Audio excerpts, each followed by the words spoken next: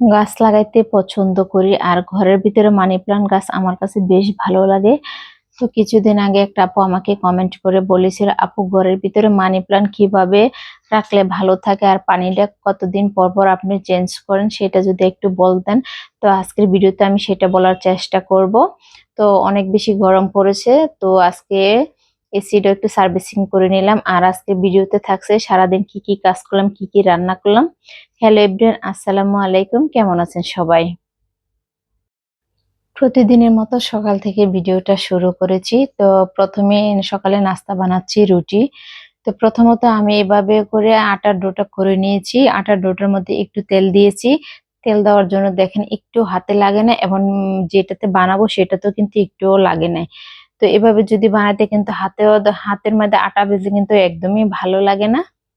তো আজকে বেশ কিছু রুটি বানিয়েছি, কারণ আজকে রুটি কিছু ফ্রোজেন করে রেখে দিব।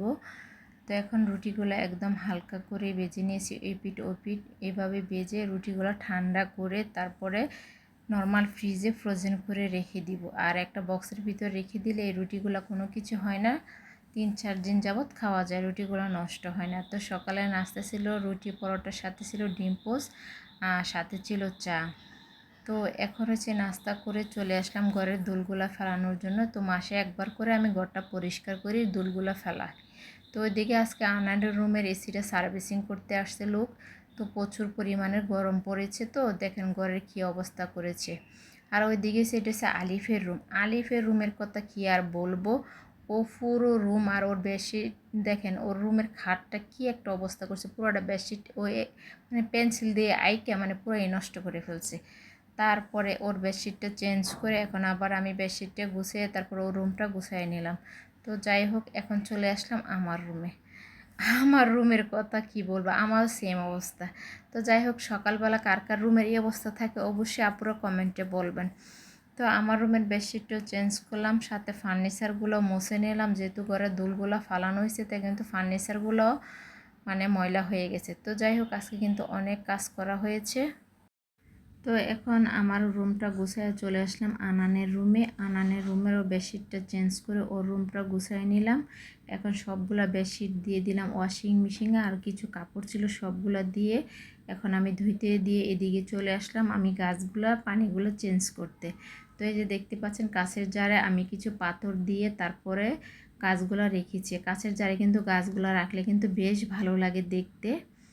আর এই যে দেখতেছেন সাদা টপটা, এই টপের মধ্যে নিচে কিছু মাটি আছে, এই মাটির নিচে আমি উপরে কিছু পাথর দিয়েছি। আর মাটির মধ্যে কিন্তু গাছের গ্রোথ বেশ ভালো হয়। তার উপরে পাথরটা দিলে কি হয়, দেখতে শোপিসের মতো লাগে, দেখতে ভালো লাগে। আর আমার প্রত্যেকটা রুমে মানি প্লান্ট গাছ আছে। মানি প্লান্ট গাছ আমার কাছে বেশ ভালো লাগে।